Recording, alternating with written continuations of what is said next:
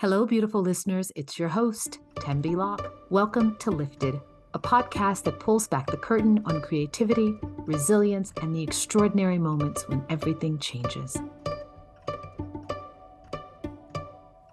My guest is an unstoppable force.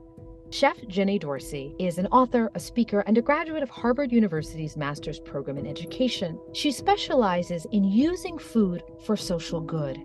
Her work focuses around enabling the food industry to see itself as a driver of social impact and change. She is the executive director of Studio ATAO, an award-winning nonprofit think tank. And Jenny and her work have been profiled on the Food Network, Oxygen TV, as well as in Food and Wine and Harper's Bazaar.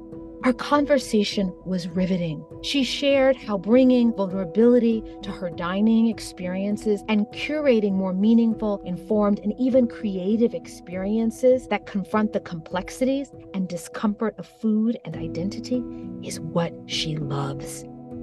Her mission is to use the culinary arts as a platform to evoke empathy and real emotion, and sometimes make people feel uncomfortable. As she says, that's the point. Hello, Chef Jenny. Welcome to the Lifted podcast.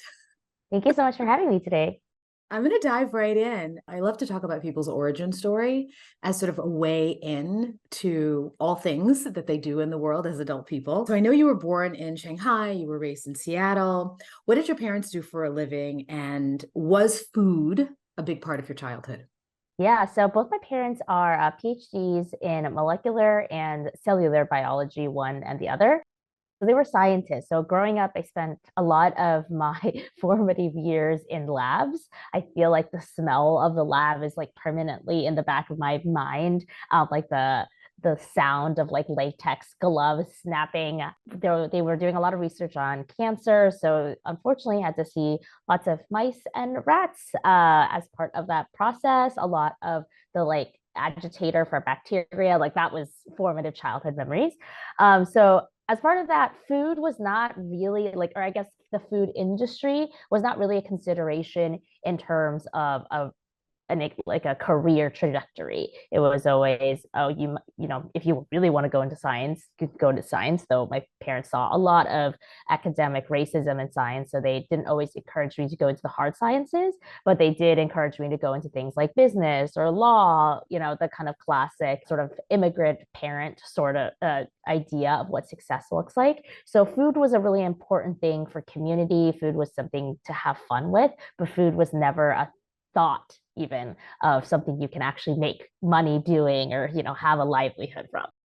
So what are some of your early food memories in your home?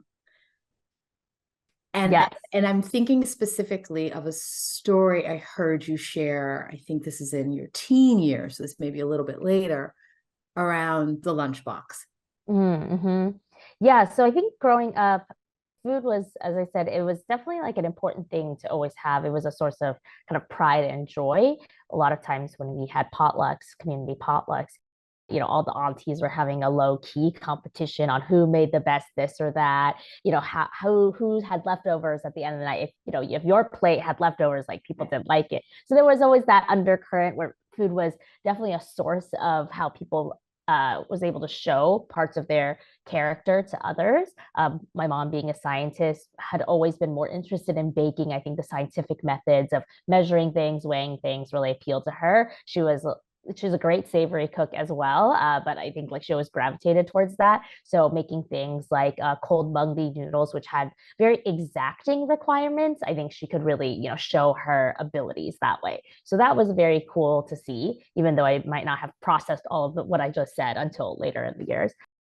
But for me, growing up as a Chinese American, like immigrant child, food was also definitely a point of contention. It was something that I loved eating at home. And at the same time, when I went to school, I could very visibly see that some of the things that I liked eating were not celebrated or embraced by my peers or even my teachers in the way they were in the communities I was part of. And so I think every immigrant child has their lunchbox story. And I definitely had a fair share, multiple memories of just, you know, bringing a had this little pink thermos that had 3 little layers, and my mom would like pack it with things. And she was a working mom, so she would pack it with things that were yummy but relatively easy for her to make, and they were often Chinese in origin.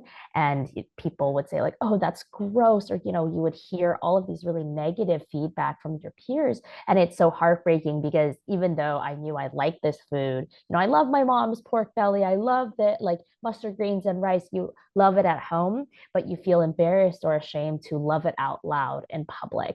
And so there were so many instances of me throwing my food away and then not eating anything. Or I was also on reduced lunch. And so whenever I was buying lunch, the amount of shame and guilt that reduced lunch kids have to go through is a whole, separate issue of just constantly feeling like my food choices were not only an identifying marker of who I was, but a negative one at that, and not really having the vocabulary or the words or the kind of educational structure to understand what that meant, especially in the context of racism and xenophobia and all the other social issues, classism that we have in our society imposed on very young children.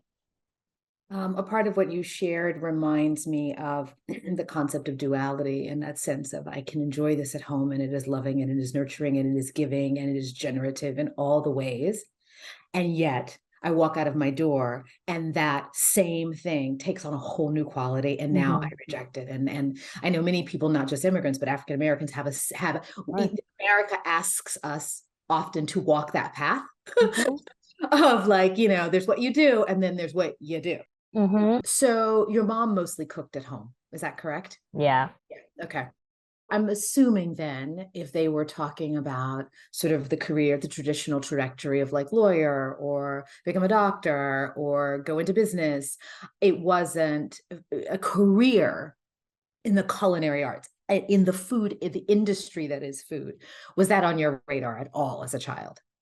No, not at all. And kind of similar to what you were saying, I think it was a lot of code switching. So like you can like food, you can like this food, you can like all of these things in this context, which is within the home, and that is where it was confined. You can find joy in this thing, but it was only to be kind of enjoyed inside. And then once you're in the presence of the world outside white people, right, then you aren't really allowed to do that because that prevents you from assimilating. And so similarly, even if you poured your heart into cooking inside and found a lot of joy and identity that way, that was not allowed or accepted in kind of the wider world because that wasn't seen as a sign of success.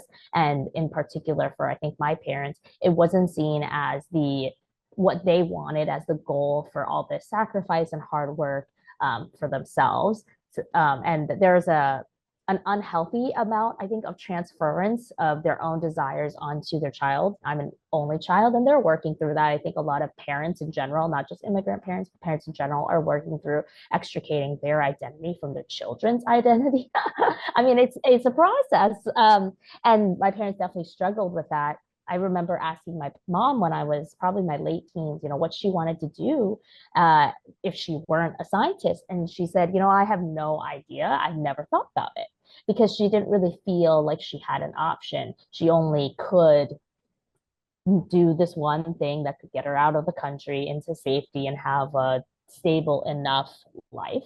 And all they wanted to see as this external marker of you did it right, right? They wanted to feel validated in their choices is to have their child go do have the career that they thought would be successful. And there's an element of outside competition as well within the community of like, my child does this and my child does that, of each of them kind of hoping to validate their own anxieties of, did I parent right? Did I live my life correctly? Similarly, just as an anecdotal side share, my late husband was a chef, and for my family who had sort of transcended the Jim Crow South and segregation and entered squarely into the middle class and into the professional class, the idea that I would marry a cook was like, wait, what is actually happening? Did we rate? No, this is not a thing.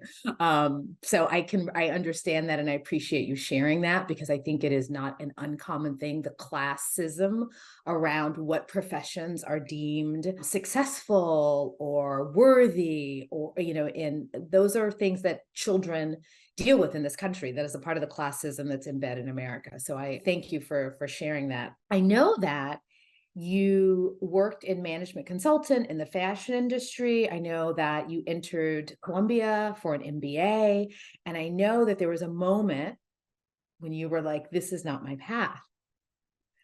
Take us to that moment or series of moments that led you to say, I'm not becoming a fashion consultant and I'm not going to get an MBA. I'm going to go work in food. Yeah, I think there was really, I think, a series of small and large moments that all kind of culminated together in this resounding dread of, if I am not at all excited about my future, then like something is very wrong.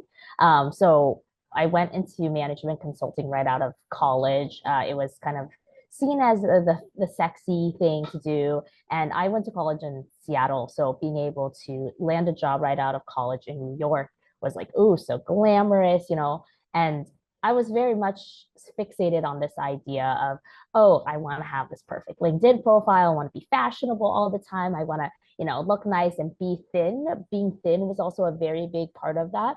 Definitely struggled with disordered eating, as had a very kind of, complicated relationship with food as part of that process, because again, even though I love food, love cooking at home, eating at work or enjoying food at work was so frowned upon. It was seen so negatively at work that I also internalized, like, well, I can't possibly fit here and I can't possibly be a good management consultant, right? If I like food, everyone I see around me is so thin and they don't eat lunch. And that's what is held up as kind of the gold standard of, if you really care about, if you're committed to this industry, this is not a thing that you enjoy. So there was that internal tension of, I love food, and then I would start I went through like a binge eating phase, and I actually went to a hypnotherapist for my binge eating. So anyway, that was a whole other, that's a segment, but that was also a series of events of like constantly having this internal tension, this internal unrest of what I like and what I want versus what I felt I had to like or want or act like. And then on top of that, going to Columbia, I essentially was buying myself time to figure out what I wanted to do. I had always liked cooking. And so I was taking these recreational cooking classes while I was struggling with my eating issues, which is, it's just giant oxymoron, right? Like my life was an oxymoron, honestly. And I think that psychic tension is what drives people into things of anxiety and depression. You do not have a holistic or a cohesive identity because you're constantly catering to what other people want you to look like, and you're so out of touch with how your body feels or how you want to feel. And so anyway, I was part of this. I was taking these cooking classes, and I was like, oh, I should go to culinary school. And I wanted to do that. And I was like, but I need a safety net. I can't possibly actually go work in the food industry. That's an outrageous idea. So I ended up applying early to Columbia Business School, and I got in December of 2011. And so I actually had about 9 months before I would be matriculated into the program in August of 2012. And so during that time, I went to culinary school. I went in, I was like, I have to be part of this class because it graduates before school starts. Here's, just put it on my credit card. Despite being a finance major, clearly did not know how to make sound money decisions. That 17.9 APY was perfect on my culinary school debt. Love that. And so went to culinary school and thought it'd be a creative outlet, it'd be fun, and very quickly realized, wow, yes, I was learning about food, and there was a lot of problems with culinary school and just the embedded racism and sexism and all of that we can talk about in a second. But I think what I unexpectedly learned was, wow, there's actually a different way to live outside of kind of the social norms that I had been accustomed to coming out of undergrad, where it's always about being around people that would help you professionally, kind of being in the right places, having the perfect LinkedIn profile, thinking about your next promotion, constantly trying to climb this corporate ladder to this idea of success that I didn't know if I really believed in, but it's the only idea of success I've ever been sold. And so as an impressionable 19-year-old, what am I supposed to be? How do I imagine, right, outside of the fold? I was never encouraged to imagine. I was told to kind of follow this because then you'll be happy. I don't know what happy means in this context, right? But somehow at some point you will feel that way. And knowing that I didn't feel that way. And suddenly in culinary school, it was hard and I was very tired. And some days were not very fun when you're fabricating meat for 8 hours and it's hot in Europe summer and the smell, it's not great. And yet I really found camaraderie in the group of people that I was with. And because I was taking evening class, most people were older, they were career changers, and they really had a different set of values that I was used to. And so I'm still good friends with some of these people. Like they really shared with me, I think, a perspective of the world that I've never seen before. And it gave me the idea to even imagine what a different world could look like for me, or a different career, or at least gave me the permission to try to dream or of something a little bit different for myself, and perhaps, try that, or like put my tippy toe in.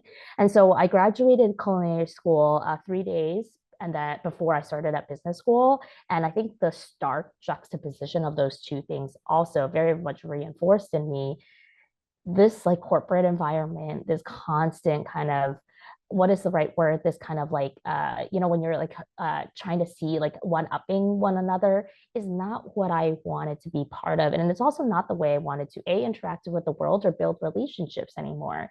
Those are not people that were my friends. They've never been my friends, and they never will really be my friends. Like we treat each other as pawns, and that is all we can ever be to each other in that context, because we're committed to this idea that we're always playing this final game where there's a winner and a loser.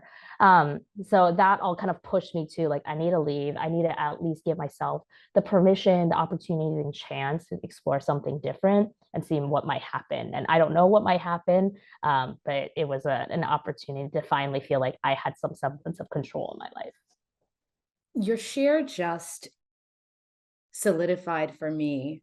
You helped me to articulate the fact that I've always thought that the kitchen and restaurants and working together to make a meal, have a restaurant sing, and theater are very, very similar insofar as you cannot work against each other. You absolutely have to work together. The actor is only lit if the lighting person is lighting them. If the lighting person is working against the actor and they're competing, you're never going to have a show, right? You're never going to have a meal if the line cook and the prep cook are not helping the person who's finishing the plate at the end. And I think that sense of community, I think everyone at some point, no matter what career you find yourself in, should find some collaborative art form to work within, because it will change your mindset.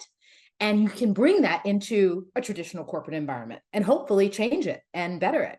But it sounds like your experience, that, as you said, that stark juxtaposition between a very collaborative space where people do help each other out a lot, and then going into a hyper competitive capitalistic ladder was a lot. I could see why you would be like, yeah, let me rethink this. So, but then what made you decide, or what was like that first shift when you're like, no to the MBA right now? I need to stay inside of the food industry. And we could talk about why it's an industry later, and how that differs from the culinary arts, because two things are happening. It's both an industry and an art, right? Who or what was the first person that said, go here, do this first? Here's the first step. Yeah, I think for me, because I had already been enrolled in culinary school, the first step was to do an externship, which, if folks are not familiar, is basically an unpaid internship at a restaurant. It doesn't have to be at a restaurant, but often it's in restaurants. You could hypothetically also go to, a food styling studio or something like that. For me, I had always been interested in fine dining, and I think I'm sure there's a lot of psychological reasons for that. One of it is just pure artistry. The plates are really beautiful, all that stuff. But I think also, as someone who's comes from a background, at least in the States, where Chinese food is often not seen as, fine dining, is not seen as beautiful, it's not seen as worthy of being expensive, or even worthy of being celebrated.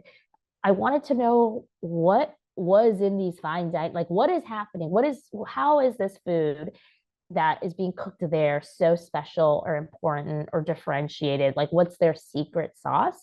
I think there was like a rabid curiosity there. What makes it quote unquote better? because from what I can tell, I didn't see any difference, right? I don't see any difference with the kinds of technical skills either. I think it's just a different set of skills.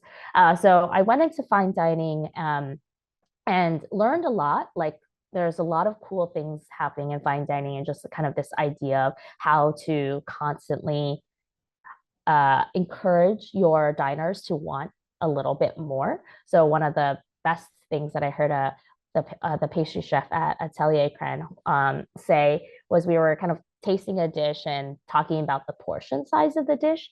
And something he mentioned was, you always want something to be like, when the server comes and takes dish away, that the diner will say, like, is thinking to themselves, maybe not say out loud, I wish I could have just one more bite.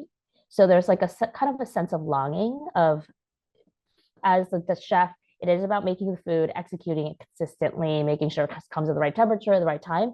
But it's also about managing the guest experience and feeling, so that the guest isn't oversatiated or undersatiated.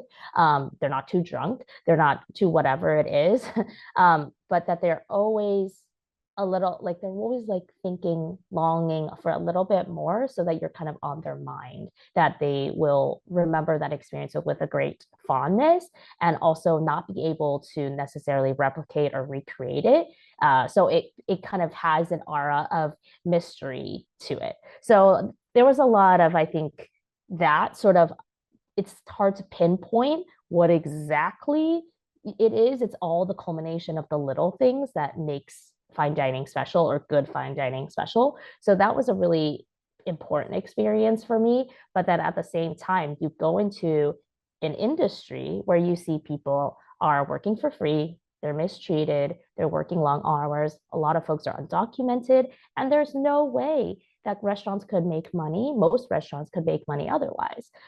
This industry is propped up because of our long history of slavery. There's no other way our industry would have kind of said, oh, it's totally fine that most of our workers are completely unpaid, right? And so there's so much under the surface that are deliberately quite hidden from consumers. And then once you're in the industry as one of the cogs of the wheel, then it's kind of up to you of like, what is my positionality here? Like, what can I realistically do to affect change? Or do I just assimilate and accept it because I don't have any other options?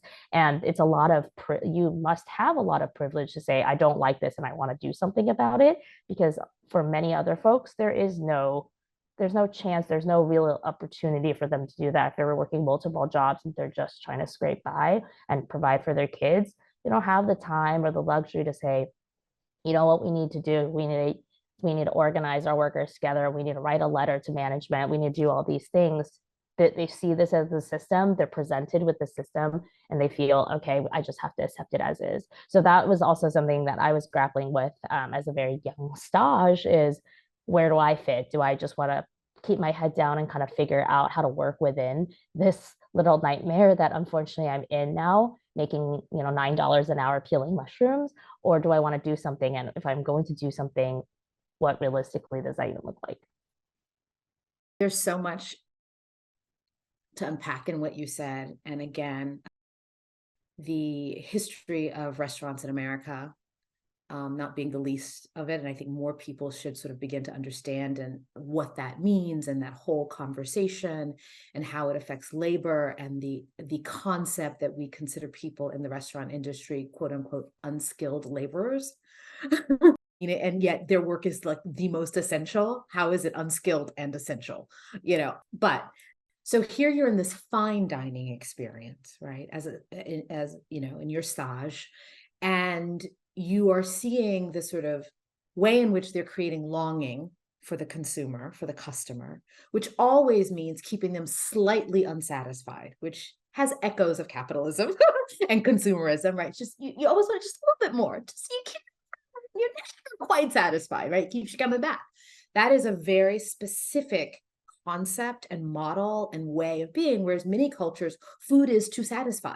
It is actually like at home, I eat it because it feels good and I'm full, and then I'm happy and I'm done until the next meal, right? But in the fine dining experiences, something else is happening, right? Which is driving a business for a particular kind of client. I love that you used that as grist for the mill to sort of begin to think about what you would do in the world and how you might engage, combat, change, challenge that. And I want to talk a little bit about your nonprofit, right? Can you tell us about Studio ATAO, what it means, what it does, its origin? Yeah, for sure. So, Studio ATAO, we are a small nonprofit research and advocacy organization that works at the intersection of food, beverage, hospitality, and social justice. So, what that looks like is we have a lot of kind of different arms, but it's about kind of identifying, defining, executing, implementing, encouraging better standards, more equitable standards for the food industry. And we do that through our own research that we conduct, and then we publish, synthesize, and then publish out, make it available for folks to understand various issues within food, beverage, hospitality. We also do a lot of educational content. So literally giving vocabulary terms, kind of unraveling these systems that often are all around us, but we don't know how to explain them to other people, or we see them and they make us feel a certain way, but we've never been taught what they are or why they are. And so we don't know how to deal with what we're experiencing besides ignore it or undermine it, or perhaps, say it's something else, marginalize it in some way. And then we also do community grassroots organizing. So actually gathering workers, getting them to talk about what they need, trying to give them more tools, resources, power, so that they can kind of affect change in their own ways. Because one of the kind of our big philosophies is that change, a better change, more equitable change, has to come from the ground up. And it has to come from the people who are the most affected by that right now, not the people that are already in power, who are literally benefiting from the system being the way it is. I love to poke fun at things like the Davos Convention, where you have all the richest and most powerful people talking about all the problems that are so terrible that they have been making all their money on. I mean, gosh, they're, I'm sure, in a big hurry to solve those problems, right? It's just a great irony. And that's how the nonprofit industrial complex works. So we are very much aware that we're also operating a big system that is problematic. So it is, again, as you've said, the duality of how do we see the system that we are in, try to fix it, and do it in a way to model the behavior that we hope to see in other people, which is, worker-led interventions, worker-led change that is taking from the people that are directly impacted right now and pushing that through the top, as opposed to a top-down idea of a paternalistic model of change, of where whoever's in charge now says, I think this would benefit people, and executing it like that. This began in your home. You began having dinner parties. It evolved. And one of the things that you have talked about is the soft power of food. So you invite people in, you would cook for them, you as the chef, right, who was giving the food, who was preparing the food, inviting people. There was a deeper discussion you wanted to have about the food that you couldn't quite have in the moment, and that you had to bring your own vulnerability to the table, literally, so that people could experience food in a new way. And tell us about that process, and then how that process became formalized into the nonprofit, if I'm understanding the arc. Yeah, absolutely. So, kind of what I mentioned about modeling behavior, I think it's very easy to say, we should do this, you should do this, and tell other people. It's much harder to hold yourself to those same standards and actually be modeling them, or imagining them and doing them and trying them and failing at them publicly, when very few people around you are doing the same. And so for me as the chef, I was always kind of saying it's really important for us to be not only showing cultural heritage, that's important, but also talking about bigger social messages and all of that stuff through our food. And yet, when I really, introspectively was looking at my food, and not only just the food itself, but the dining experiences I was creating, they weren't upholding my own values. One of my friends said this well, is that sometimes I felt we were a victim of our own success. We started out as this really small group of people, and people would come and eat and have really good conversations. And as we got more and more press, it became sceney. It became a place where people were like, oh, and then I went to this thing last weekend, and that's not what I'm ever interested in making, but also it took away from the way that I wanted people to relate to one another, and also how I felt I could relate to my diners. I was started to perform in the way that fine dining menus often have the same things on them. Someone's expecting the caviar, the wagyu, the uni, right? So you feel you have to deliver on that. And it was not only diluting my message and my food, but it was also totally removing and impacting how much I cared about my work. Like I was dissociating from I was just like, I don't even like what I'm doing anymore.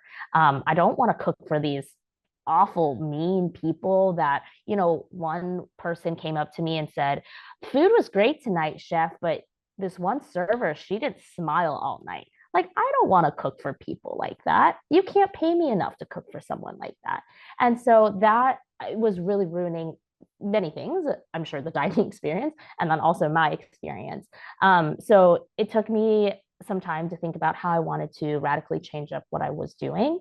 And a big part of that was also being more vulnerable myself in being more clear what I wanted. So having parameters of rules for guests and how they would interact. And then also putting more of myself into the food that might be a little bit dangerous or perhaps turn some diners off. I think being willing to accept that, your cup of tea is going to really not be for everyone is an important path for, I think, anyone who's trying to find their own identity, not just in art, but I think in life. And so it took me a while to build up the confidence to say, like, this is what I'm going to put out there. And if some people don't want to eat it, don't want to engage with it, that's okay. So I started making more food that was a little bit more quote unquote political. One of the things that I'm really proud of is creating this series called Asian in America. It was 6 courses of food, had 3 courses of cocktails that my partner created, and it was paired with virtual reality, augmented reality. And every single course of food was a rumination of partially my experience and also larger message around the Asian American identity and how that's evolving throughout time, how that's intersecting with all these power structures within the US. So, for example, talking about what the model minority myth looks like, where it comes from, what it is, and my own personal relationship with it and how it's affected my journey. And so there was very much a positive reception for that and also a very negative reception. And I think when you're getting both, that's probably a good sign. So I was proud of being able to use food in that way where I hope that everybody thought the food was yummy, but the food experience wasn't always comfortable. And to be able to actually push people and hopefully have them have, more deep and meaningful conversations at the table. At the same time, after years of doing that, bringing that all across the US in pretty unconventional spaces, we really had to build kitchens and museums and film festivals and places that sometimes that wasn't super fun. I also realized that eating in that way and experiencing and conversing in that way is great. It's also fairly passive. It is still raising awareness. And I wanted people to do more or feel like compelled to do more, feel like they had tools and empowered to do more. And so with 2020, COVID shutting down all dining experiences, it was a little bit of a silver lining where we couldn't do the dining experiences anyway. We had a couple months to just think, what is it that this nonprofit is meant to do, and could pivot more into what we do now, which is like research, education, and then kind of like in-person and virtual kind of community building. It very much reminds me of, this is the artful part of what you were doing, and that's in terms of the culinary arts. You literally were creating a fully immersive experience that was intellectually engaging, as well as engaging at the level of the palate, and also at the social level of just engaging and hopefully talking across the table about issues that can be uncomfortable or new, and often uncomfortable just means new. You talked about the Asian America series. You talked about, I know you had a dish that was called the model minority dish, and people can go online and learn more about it, and you talk about it in your TED Talk, your TEDx talk as well. I think you've addressed this, but I want to just put a fine pin on it. Was there a moment when you said, I want to tackle, let's say, the concept of tokenism, right, on the plate? Like, I want to take this big concept that is a part of my individual lived experience. It is a societal experience in America. And I want to translate those ideas through the medium of food. And I want to break down this idea, deconstruct it almost through the culinary arts. Was there a moment? I'm very interested in these moments that are like the sort of clarion call, like, I must do this, right? Was there a moment when you said, I want to tackle tokenism on the plate? I don't know if there was a specific moment. It was kind of more like I this is something I want to talk about. I know that food is my medium to talk about it. And how can I not just recreate it so it's a thing that you look at, but to truly have someone, as much as I can, understand or actually feel embodied in what I was feeling at that moment. To I think sometimes there is a extractiveness in art, especially art made by marginalized folks, where it's a little bit of that. I'm looking for the word and it's escaping me. It's a little bit like trauma porn, where it's like, wow, that's so terrible, but it's over here. There's an arm's length away as you as the observer, and so how do I remove that distance and have diners actually feel the way that I felt during the time where I felt tokenized or I felt marginalized or felt othered. There was something that I created actually before I did the Asian America series, where it was called That's Disgusting. And it's served in this little metal lunchbox. And you open it up and there's a little name tag, the ones that say like, hello, my name is, and it just says, that's disgusting. And all the ingredients are comprised of all these things that are now kind of seen as cool. They've been gentrified into cool things at least, but they used to be very much either a poor man's food. So oysters, for example, they were very plentiful before we polluted all our waters. And so they were actually not seen as really fancy. Everybody was eating oysters. But now, oysters are kind of this like nice thing you have by the beach or on a half shell. Things like eel or garlic chives, which when I had garlic chive dumpling growing up, people were like, oh, that smells like farts, but now I was on an episode of Beat Bobby Flay years ago, and Bobby Flay was like, oh yeah, garlic chives, like, it's really important to use garlic chives in Chinese cooking. Like, not knocking on Bobby, like he's right, like garlic chives are important in some parts of Chinese cooking, but isn't it interesting how that it can evolve over time? And so how do you bring people not into just the educational experience of like, this food was once this and now it's this? That's still arm's length away. But how do you give them something where in order to have the food, they have to open this lunchbox and feel, hopefully, a little sense of that visceral discomfort or that shame that so many immigrants, kids like myself, felt of like being embarrassed of opening your thing and having other people be like, what is that? And how do you bring that to the table? And for lack of a better term, kind of force people into experiencing. I mean, that's what they signed up for. So some people don't sign up, which is fine.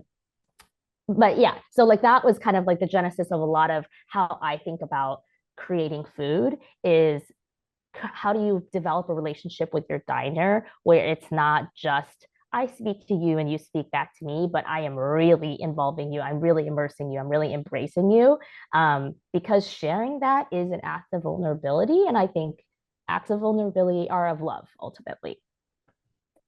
You use the word embodiment or embodied. Being embodied, right? You must be somewhere in your life in order to do the work you do. You were given enough tools, or there are people in your life who helped you to fully embody this moment, to fully embody your point of view, your voice, your talent, your intellect, all the parts of who you are. Who are those people in your life? The show is called Lifted. So I'm always interested in who are the people who lift you up, who help you to be your most full self in the world. I think it's so important to be surrounded by people that will validate how you feel. They don't have to agree with you. They just have to validate that you are important and that your feelings are important and they're worth being paid attention to. My partner, Matt, has been always there to like, yeah, you want to experiment, you want to try, let's do it. Let's find a way to do it together. He was also the one who did all the cocktails. And he's always a big proponent of like, if you're not failing, you're probably not trying very much. You're not pushing yourself. You need to be failing. And we have this culture of fear of conflict, fear of failure. And it prevents so many of us from just feeling free to do something new, to feel uncomfortable. And to fail is a practice. And we should be practicing more and more. We should be practicing discomfort. We should be practicing conflict in more and more healthy, productive ways, not in unproductive ways. So I think, yes, he's hugely important. My team, we're a little team of 6 people at the studio now, and we had a team retreat in May, and I felt like, you can feel in your body feels at rest, it feels at peace. Even when you are working, I'm like, oh, these people are incredible. I love all of them. That feels like I know I'm doing the right thing. Or even when things are really hard, you can feel in your body like, I know this is hard, or this is frustrating, or I didn't like this, but you're able to still have a sense of self-worth, a sense of self-confidence, a sense of identity that isn't like no one is saying because you couldn't do something right, you are wrong. I think it's important to have those people in your life. And I feel like all my team members are like that. So it's been such an honor to work with all of them. You shared, I believe, that I believe it is your father-in-law, perhaps, the first meal that he requested after his cancer treatment was one of your dishes. Why is that important? Yes, my father-in-law has since passed away, and he was very monumental in my partner's journey, and just such a loving, kind-hearted human. I think taught the whole family a lot of things, and I think just realizing, like, he wanted my food. My mother-in-law also like very much requested, embraced my food, cultural food, but also just like food that I made for them, depending on what they liked or what they didn't like. Realizing that like you can truly just love and accept someone, and that's it. Like there's no caveats, there's no conditions, there's no but only if or only when. It's just, oh, I truly love and accept you. And even in this point where I'm feeling really weak, I'm feeling, demoralized from, chemo and all of that, is like that brings you a sense of comfort and stability and joy. And I think there was something, at least for me, just it felt really, really special. It made me feel very held. Thank you. I have similar experience with in-laws across cultural lines. And when there's those moments of acceptance, when you are seen and understood and held, it is quite a beautiful thing. Because I also talk a lot about, and my origin story has grief in it, I want to know, what was one of the first or a pivotal meal that you made after a loss in your life? Ooh, this is a hard one. I really struggled after we lost our dog, King Arthur. He passed away during COVID, which was not a great time to lose pets because it's hard to get in the vet and all that stuff. We were thankfully able to be there when they euthanized him or putting him down. And afterwards, I mean, I don't know what I did for a few days. I don't remember. But I remember making a toast and with egg and a really runny yolk. I posted about this at some point on Instagram and how it was just like the messiness of it, the gooiness of it, that it was comforting, but also like it was just, it felt incomplete. It like there was something about that felt fitting for the occasion. Um, and every time I think about my doggy, we called him a mommy's dog because he like followed. He was my baby. That there's like something that feels right about that particular dish. At the end of your days, what do you want people to say about you? I hope that people, well, I don't know if I care that much about people I didn't know very well, but I think for the people that especially that I interacted with meaningfully, that I um, push them to be uh, to to be what is the right word, to feel that they could be themselves, that they could be their authentic selves, and hopefully that helped them feel they could live the lives that they wanted. What would you want your last meal to be?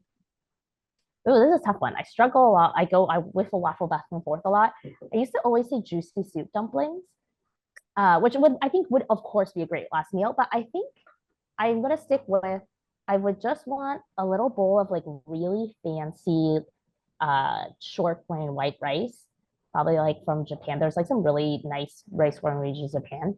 And there's this large brand called Maggie. Maggie makes Maggie seasoning, but they have a subset of Maggie that's called Maggie calamansi. It has calamansi, which is like a little citrus fruit that's grown in tropical regions. Anyway, literally white rice, calamansi, and I think that's it. There's just something very beautiful about the simplicity of that. I love it and I want it now. It sounds absolutely delicious the way you described it. All right, Chef Jenny, I thank you so much for this conversation. It has been absolutely delightful. I champion your work in the world and I cannot wait to see what you do next. Thank you so much for having me. This was such a lovely conversation. Truly, like, highlight of the day.